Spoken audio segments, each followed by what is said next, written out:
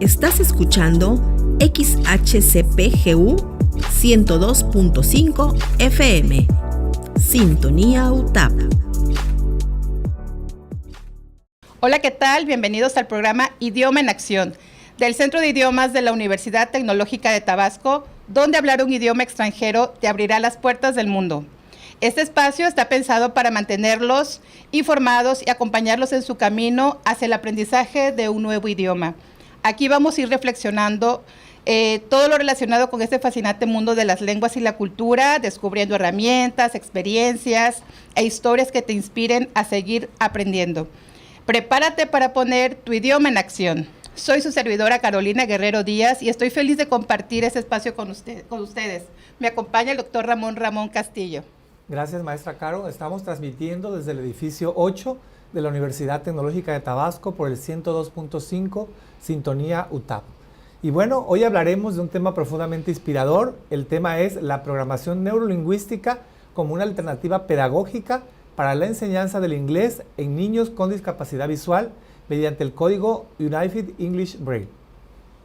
Así es, doctor. Es un tema muy interesante y hoy tenemos un invitado muy especial, apasionado en el tema, el maestro José Víctor López Madrigal. Él ha participado en congresos nacionales relacionados con las discapacidades, foros de docencia, investigación y ética, al igual que en conversatorios sobre la inclusión. Y también él fue uno de los proyectos ganadores de la convocatoria Edén de la Ciencia 2025. Qué gusto contar con su presencia, maestro Víctor. Muchas felicidades por su galardón. Muchas gracias. Para comenzar, ¿podrías contarnos brevemente qué te motivó a investigar la enseñanza del inglés en niños con discapacidad visual? Claro, con gusto. Bueno, pues primero que nada agradezco la oportunidad que me dan aquí en este espacio en la radio y precisamente fueron 3 aspectos fundamentales que me inspiraron para generar este proyecto de investigación. La primera, pues en la mayoría de los proyectos de investigación en educación inclusiva es la experiencia personal. Yo tengo una prima hermana que nació con ceguera y a partir de ello me empecé a relacionar hacia esa área. En segundo, también fue el interés en la investigación. Hubo un doctor muy importante que se llamaba Manuel Isquero Sandoval, que él fue mi director de tesis de licenciatura y precisamente él me inspiraba, todo lo que sea de investigación, él me lo enseñó. Y algo que él me recalcó mucho es que para ser un buen investigador debemos de aprender a ser curiosos, cuestionarnos nuestro entorno. Y como en ese entonces estaba desarrollando mi tesis de licenciatura, me surgió la idea, ¿cómo es enseñar inglés a personas con discapacidad visual? ¿Qué implica? ¿Qué hay detrás de ello? Y fue a partir de ahí que vi muchas ineficiencias en el sector. En términos generales, ¿por qué es tan importante hoy en día que los niños aprendan inglés como lengua extranjera? Hoy en día es muy importante, no solamente los niños, sino el público en general que aprende el inglés, ya que vivimos en un mundo muy globalizado. El aprender una lengua extranjera como el idioma inglés nos abre muchísimas puertas, tanto en oportunidades laborales como al acceso de la información, porque hoy es bien sabido que no es lo mismo la información que se nos dice en el idioma en español que en medios internacionales en el idioma inglés. Yo lo veo más fundamental para esa parte. Sí, en relación a tu investigación, ahí mencionas que históricamente los estudiantes con discapacidad visual han sido marginados en el aprendizaje de idiomas. ¿Cómo se manifiesta esta exclusión en la escuela pública? Mire, cuando hablamos más que nada sobre exclusión, debemos de hablar desde un contexto histórico. Precisamente hace, 100 años, los periódicos de la época revolucionaria mencionaban que ser ciego era lo peor que te podía pasar en la vida, que era incluso más denigrante que un mismo animal. Y precisamente por eso venimos arraigados con una cultura de la exclusión a lo diferente, a las personas con discapacidad. Y cuando nosotros hablamos de exclusión en unas escuelas públicas, es el resultado de ese contexto histórico, de la indiferencia, de la falta de empatía que existe en la población hacia estos grupos vulnerables. Y desafortunadamente esta exclusión se manifiesta mayormente en escuelas públicas con el acoso escolar. Se puede ver desde los mismos compañeros hasta los mismos docentes hacia dichos alumnos. Sí, y todavía este escenario se complica aún más si lo miramos dentro de un contexto educativo, pero ya hacia el país en general, ¿no? ¿Qué retos adicionales enfrentan los estudiantes con discapacidad visual dentro del contexto de que México se encuentra entre los países con menos nivel de dominio del idioma?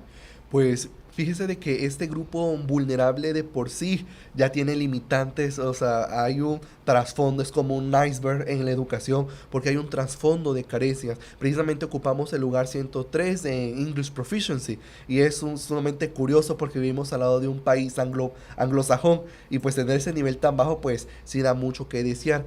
Y también otro aspecto es el rezago escolar que existe en el sistema educativo. A pesar de que instituciones, aspectos como Mejoredu, las estadísticas que nos mencionan sobre el nivel de comprensión lectora, de habilidad matemática en los estudiantes en educación básica, a pesar que sigue siendo muy limitado cuando hablamos de inclusión, porque estos instrumentos no están diseñados para la población con discapacidad visual, solamente se enfocan en los alumnos, como se les denomina, normovidentes. Solamente sabemos el nivel de los alumnos regulares, como se les menciona, no sabemos cómo leen, cómo escriben, qué comprenden de un texto a esta población. Bueno, frente a estos retos tan claros que hay, pues surge la necesidad, ¿no?, de ir buscando alternativas que realmente respondan a esta diversidad que actualmente tenemos en el aula y que, bueno, viene de tiempo atrás que los tenemos en aula de clases.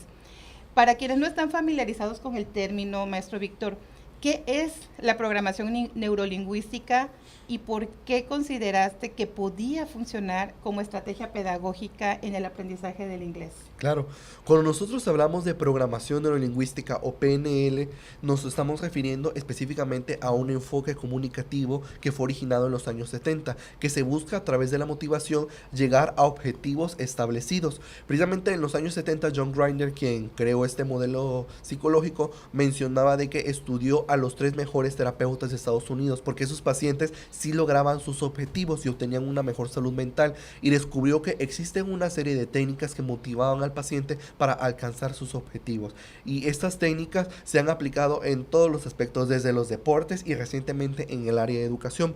Hay muchas técnicas, pero precisamente yo me enfoqué nada más en 4: Outcome, Rapport, Anchor y Modeling. La primera, el Outcome, es precisamente tener metas establecidas, metas reales y alcanzables de acuerdo a la persona y la condición del alumno. El segundo es el Rapport, que mencionaba sobre la comunicación que existe entre el docente y el alumno, y también comprender el ambiente del aprendizaje que existe en el aula. El tercero es el Anchor, que básicamente menciona que son todos los materiales que no sean visuales, materiales didácticos que requieran el uso de los demás sentidos. Y el último, que es el Modeling, que es una recolección de las técnicas mencionadas anteriormente y aplicarlas en su vida diaria, que no solamente se queda en el aula, sino también lo apliquen en otros aspectos de su vida. Y yo lo consideré para mi estudio de investigación porque en la pandemia, en Asia y en Medio Oriente, empezaban a surgir estudios para proponerlo como una alternativa en la enseñanza del idioma inglés como lengua extranjera, y tenían resultados positivos.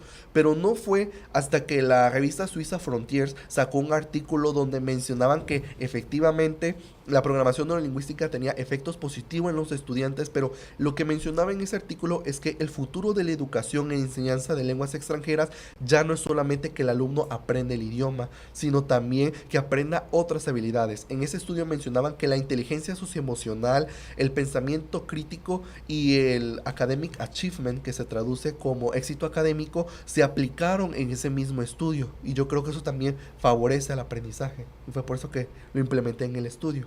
Muy interesante. ¿Qué relación existe entre la programación neurolingüística, la motivación y el aprendizaje significativo, especialmente en los niños con discapacidad visual?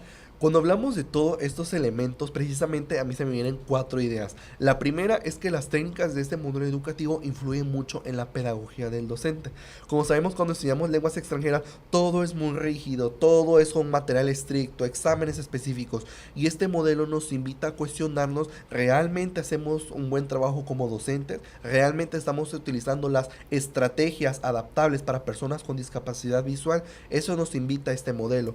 El segundo es la motivación. Depende mucho lo que es la actitud tanto del docente y el entorno que existe en el aula. También este modelo nos nos llama a preguntarnos precisamente sobre eso. ¿Realmente motivo a mis estudiantes? Se escucha algo básico, pero cuando uno lo plantea sobre la mesa, ya es donde realmente cuestionamos las habilidades pues, de la educación y enseñanza de lenguas extranjeras.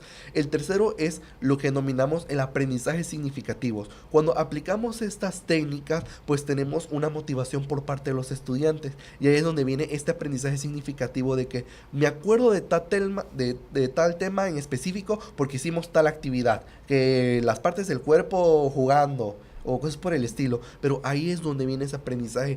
Y este aprendizaje significativo impulsa mucho lo que es la importancia de comprender al alumno ciego, porque una realidad de las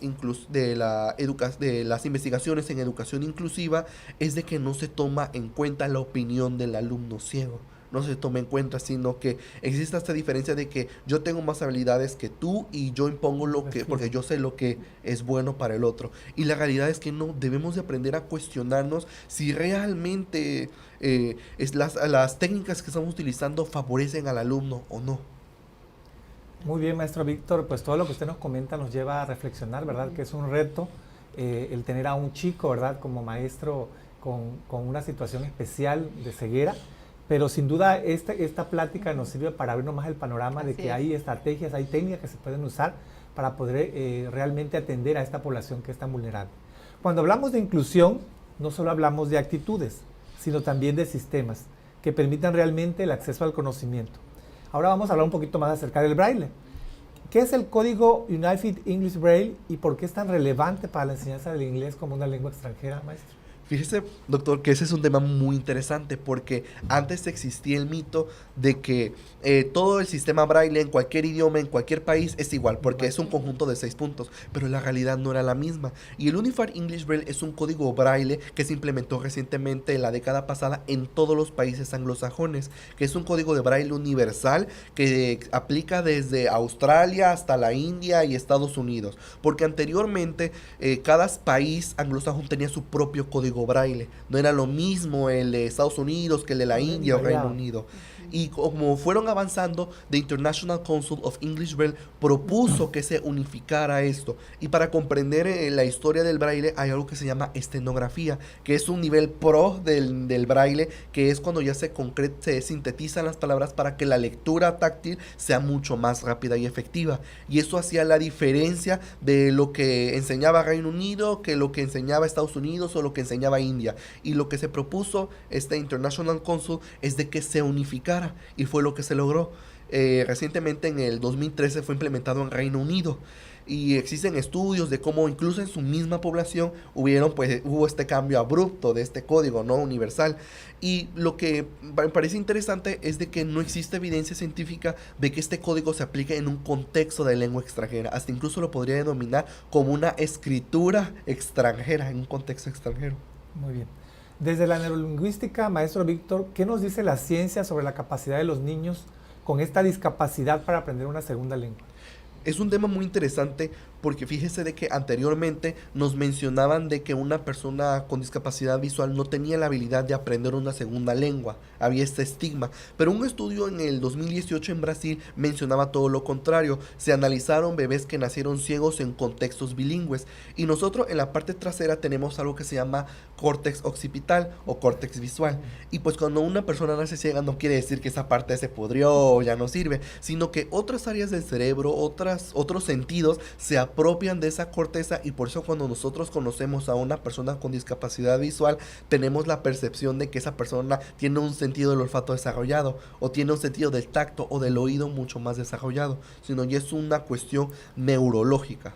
Claro, en este estudio que nos comentas, donde trabajaste con niños de entre 8 y 13 años, ¿cómo fue este proceso de intervención y qué técnicas de PNL se aplicaron directamente en el aula? Sí, precisamente en ese estudio se dividió en 3 grupos de laboratorio. En el lo fue de manera aleatoria, pero al final del día hubieron características específicas de cada grupo. y precisamente se empezaron a implementar dichas técnicas con el outcome, que precisamente eran metas realistas, sino en vez de evaluar qué tanto el estudiante sabe de conocimientos de gramática o del uso del verbo to be, sino yo evalué la habilidad que tiene el alumno para presentarse en el inglés, de decir su comida favorita, qué no le gusta, qué le gusta y qué no le gusta, tanto en el sentido oral como en la escritura. Y en la parte de, en la técnica de Anchor, precisamente es todo el material didáctico que utilicé, desde cosas complejas como calculadoras parlantes o abacos en sistema braille, hasta cuestiones básicas como una tapita, porque lo que nos demuestra ese estudio es que mientras más explicamos de manera táctil en personas con discapacidad visual, más te entienden, no todo que se hace de una manera mucho más verbal.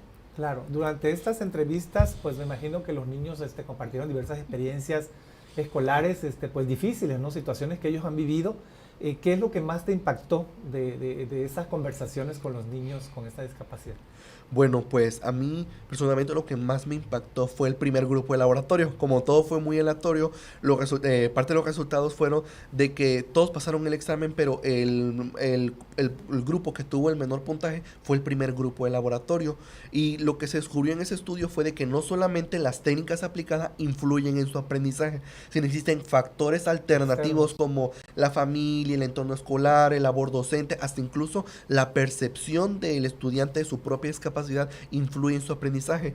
Y yo me di cuenta que en ese grupo, precisamente cuando existe una menor aceptación de su discapacidad, si viene en un contexto de violencia intrafamiliar y sumado a esto existe el acoso escolar, precisamente pues no fue tan favorable el aprendizaje. Su aprendizaje. Muchísimas gracias. Estamos conversando con el maestro José Víctor López Madrigal. Hasta aquí hemos hablado de inclusión, ciencia y estrategias que demuestran que sí es posible aprender inglés desde la diversidad, en este caso específico, alumnos con discapacidad visual. Vamos a hacer una pausa promocional y seguimos con más aquí en Idioma en Acción. Estás escuchando XHCPGU 102.5 FM. Sintonía UTAP. Ya estamos de vuelta, esto es Idioma en Acción. Y continuamos con el maestro José Víctor López Madrigal, que nos está platicando sobre la programación neurolingüística y cómo esta puede ser una herramienta pedagógica para enseñar inglés a niños con discapacidad visual. Así es. Lo que nos está platicando el maestro Víctor nos hace reflexionar y repensar cómo se está enseñando actualmente el inglés y para quiénes se está diseñando realmente las clases o los métodos que utilizan los profesores. Platícanos entonces, maestro Víctor, en qué consistió el pretest y el post-test que aplicaste y cuéntanos qué resultados tuviste. Sí, claro. Precisamente, pues, en español lo traduciría como una evaluación diagnóstica y una evaluación sumativa. Cuando ya en el proceso de intervención de los estudiantes se les aplicó una evaluación diagnóstica, porque sucedía que los niños sí sé hablar inglés, sé cómo se dice apple, banana, pero cuando yo les decía, a ver, ¿cómo se escribe? Maestro, ya no me gusta, ya no me gustó. Y ahí es para eso la importancia de tener un registro precisamente de el antes y el después de la intervención. Y en los resultados, en el post-test, pues salieron resultados favorables. Se demostró la hipótesis de que hubo un impacto positivo con estas técnicas. Y, o sea, con decirles de que en la evaluación diagnóstica hubieron alumnos que tuvieron un puntaje de 0.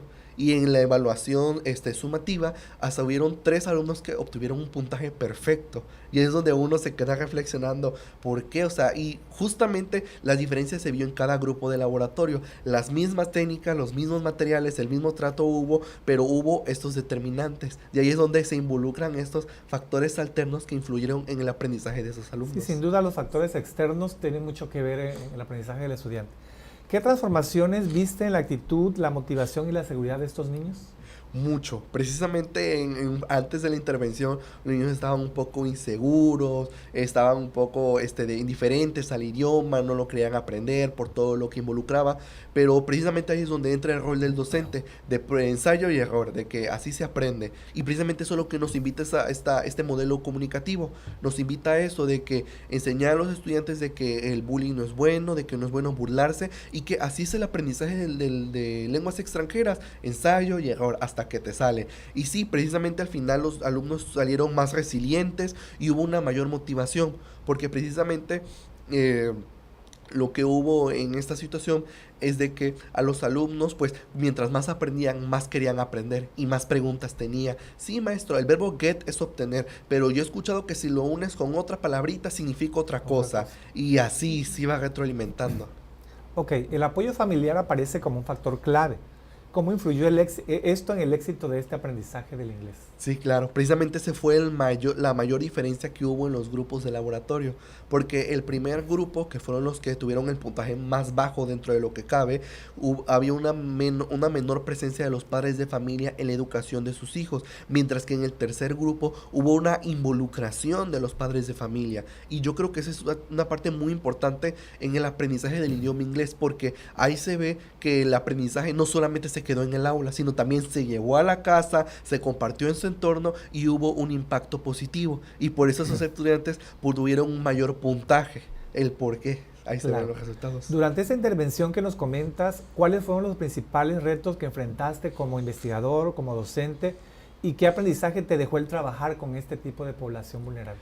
Pues en mi opinión considero que el mayor obstáculo fue el tiempo, porque a pesar que la intervención tuvo una duración de 4 meses, hubo una preoperación de la intervención, conocer a los estudiantes, tener contacto con ellos, los permisos tanto de las fotografías como de los audios, y como en ese entonces eran tiempos electorales, todo estaba muy estricto sobre ello, ¿no? Los permisos tanto de la institución como de los padres de familia, los tiempos asignados, incluso el análisis que se le hizo a los estudiantes de su lengua materna en el sistema braille también fue un protocolo y fue un proceso. Y considero que el mayor aprendizaje que pude llevarse de este proyecto fue mi vocación, el de ser investigador, el servir a la sociedad y comprender que este tipo de proyectos tienen un impacto en los estudiantes y que se puede compartir con los demás. Claro, claro. Ahora, ¿qué cambios urgentes podrían impulsarse en la formación del docente y en las políticas educativas que hoy existen para poder garantizar esta inclusión lingüística? Sí, claro. Precisamente debemos de comprender más que nada que cuando existe el contacto docente-estudiante es el más importante, pero no quiere decir que es el único, sino hay un trasfondo de currículo, políticas públicas. Y precisamente la primera observación que yo haría es que existe una aclaraciones en políticas públicas en la Ley General de Educación. Precisamente en el capítulo 8 menciona todo lo que es educación inclusiva. Y es como un limbo porque como que sí lo puedes usar, pero pues no está obligada la institución ni los docentes. Pero a pesar de eso, la Suprema Corte de Justicia de la Nación aparece que ese capítulo está inválido porque no se le consultó a la población sobre sus derechos, ¿no? Y yo creo que eso es muy importante que también hay que aclararlo. El segundo es la actualización docente. Muchos docentes no están abiertos a lo que es al cambio, ¿no? Al tener a un alumno con discapacidad visual, ¿no? Y es a partir de ello que también por parte de los docentes tiene que haber ese cambio. Y también comprender que también existen tecnologías adaptadas y el uso de inteligencia artificial para el apoyo a esta población. Incluso ya hay aplicaciones de IA que sirven como escaneadores de sistema braille, que le tomas una foto y ya te lo traduce qué dice la hoja. Yo creo que esos son uno de los mayores beneficios que tiene la IA hoy en día. Y también es adaptar la currícula a las personas con discapacidad visual, ya que pues, como mencionaba anteriormente, la enseñanza de lenguas extranjeras es muy visual. Y pues comprender de que hay otras estrategias, otras dinámicas, es adaptar estos currículos para que exista un aprendizaje en los estudiantes. Claro. Sí, muy interesante toda esa información valiosa que nos has compartido y que surgió a través de la investigación que realizaste y que sigues realizando, ¿no? Inevitablemente esta experiencia te transforma de alguna manera, ¿no? Y de cómo concibes ahora la enseñanza del inglés a como cuando entraste a estudiar la carrera. ¿De qué manera? Cuéntanos, ¿cómo te ha transformado esta experiencia? Sí, pues yo honestamente yo lo veo uno de los capítulos más importantes de mi vida porque entiendes todo el contexto y también comprendes que existen muchas maneras, diferentes maneras de percibir el mundo, no como nosotros lo hacemos de una manera mucho más visual, ¿no? Sino hay otros sentidos y por eso es muy importante que tenemos que avanzar como sociedad. Yo creo que eso fue lo que me quedó muy claro. En lo que es enseñanza de lenguas extranjeras tenemos muchísimo que avanzar, muchísimo trabajo que hacer y muchísima actualización docente. Y también debemos de comprender que esta es una tendencia. Cuando hablamos de inclusión no es una moda, sino son estadísticas que nos dicen que esta población va en aumento. Y lo que nos dicen las tendencias es de que la población con discapacidad visual va en aumento específicamente en adultos mayores. Y lo que nos indican los estudios es de que el aprendizaje de lenguas extranjeras retrocede los años cuando hablamos de enfermedades neurodegenerativas. Y si estamos hablando que esa persona con posibilidades de enfermedades neurodegenerativas, aparte adquiera ceguera a sus 50 años a través de una diabetes, de un glaucoma, yo creo que hay muchísimo trabajo que hacer para prever esos futuros escenarios. Muy bien. ¿Consideras que este modelo basado en programación neurolingüística y braille podría replicarse en otras escuelas públicas o con otros grupos de estudiantes con discapacidad? ¿Y qué se necesitaría para lograrlo? Sí, precisamente ese fue el mayor objetivo de la investigación, de esta prueba piloto, que se aplicara en otras escuelas. Pero antes de eso, como se realizó en la escuela de ciegos del DIF Tabasco, ya había un contexto de concientización, y yo creo que ese es el primer paso, concientizar no solamente a los alumnos, sino también a los docentes, administrativos y directivos, que comprendan cuál es la posición que tiene la discapacidad visual en la sociedad, por qué se le considera un grupo vulnerable y cómo nosotros desde el sector educativo podemos apoyarlo para que pueda tener una vida y una educación de calidad. También diría lo que es el trabajo colaborativo. También hay que involucrar sobre eso entre docentes, administrativos y directores, porque para garantizar una educación de calidad debemos de comprender que no solamente es trabajo del docente, sino también de los directores, porque para acceder a libros en braille por parte del CONALITEC tiene que haber una gestión detrás de ello, y para que llegue todo a tiempo tiene que haber una concordancia entre docentes, entre todo el equipo de la escuela. Y también la involucración de los padres de familia, involucrarlo más en la educación para que tenga este impacto que hubo en ese estudio. Y lo último, pero no menos importante, es la actualización de materiales y la utilización de tecnología adaptada, tanto de los docentes como asesorar a los mismos alumnos que tienen acceso a esta tecnología y que les puede favorecer a su aprendizaje. Claro, a partir de esta investigación, ¿qué mensaje te gustaría dejar en los docentes que imparten la asignatura de inglés y que actualmente trabajan en contextos inclusivos? Y por qué no también mensaje a los que aún no cuentan entre sus aulas con alumnos con alguna discapacidad, pero que es probable que en algún momento ocurra. Claro. ¿Qué mensaje les compartirías? Pues les diría de que sean comprensivos, sean empáticos sobre la situación de sus alumnos con discapacidad. Ellos tienen limitantes y de por sí vienen de un contexto de precariedad, tanto en la familia como del contexto social. Empeoraríamos la situación si hubiera un rechazo por parte del docente, y desafortunadamente es algo muy común que sucede, especialmente en los municipios. Yo lo primero que les diría es que sean empáticos, sean comprensivos, que se actualicen sobre educación inclusiva y que estemos abiertos a la mejora continua. Comprendo que a veces el cambio da un poco de miedo, pero yo siempre he pensado de que a veces el cambio siempre trae algo bueno, y cuando estamos hablando de inclusión de personas con discapacidad en la educación, más que algo negativo, es todo lo contrario, ¿no? Es darle una mejor calidad de vida a esa persona. Muchas gracias, maestro Víctor. Bueno, llegamos al final de esta edición de Idioma en Acción. Esperamos que hayan disfrutado el programa, y hoy hemos confirmado algo fundamental. La discapacidad visual no limita el aprendizaje de una lengua. Lo que limita es la falta de estrategia y de sensibilidad educativa. Agradecemos profundamente al maestro José Víctor López Madrigal por compartirnos esta valiosa información. Gracias, maestro. Recuerda que cada nuevo idioma que aprendes es una nueva versión de ti mismo esperando a despertar. Porque aprender un idioma no es solo estudiar, también creces, te transformas y miras el mundo con ojos nuevos. En el Centro de Idiomas de la UT puedes aprender el inglés, francés, italiano y chino. Contamos con horarios semanales, matutinos y vespertinos, y los sábados de 8 a 1 y domingos de 9 a 2 de la tarde, en línea. Contamos también con instalaciones cómodas, aulas climatizadas, profesores certificados, y la colegiatura que manejamos es muy competitiva. Los invitamos a que se suscriban al canal de YouTube de Sintonía UTAP, denle clic en la campanita para que les lleguen las notificaciones. Maestro José Víctor López Madrigal, muchas gracias por acompañarnos y platicarnos de este tema tan importante para todos los que estamos en el área educativa. Maestra Caro, muchas gracias por acompañarnos. Yo soy Ramón Castillo. Nos vemos y escuchamos en el próximo programa. Hasta pronto. Hasta pronto. Hasta pronto.